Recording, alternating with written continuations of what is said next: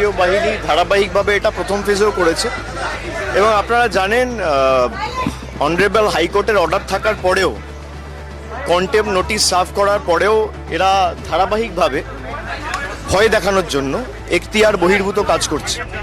বিভিন্ন জায়গায় police observer, general observer গিয়ে ভয় দেখাচ্ছে, সাধারণ মানুষদের ভীত সন্ত্রস্ত করে দেওয়ার একটা চেষ্টা।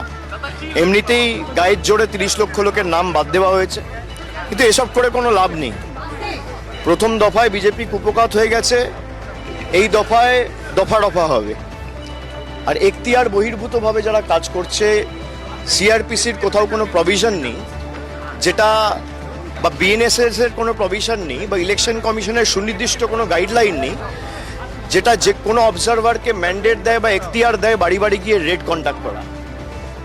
অবজারভাররা নির্বাচন কমিশনের চোখ এবং কান হিসেবে কাজ করবে এবং রিপোর্ট দেবে এসপিকে, রিপোর্ট দেবে নির্বাচন কমিশনকে। তারপর নির্বাচন কমিশন সিদ্ধান্ত নেবে কিভাবে কি করা উচিত। কিন্তু তারা বিভিন্নভাবে গিয়ে যে ধমকানো চমকানো, বিশেষ করে তৃণমূলের যাদের বিরুদ্ধে কোনো কেস নেই,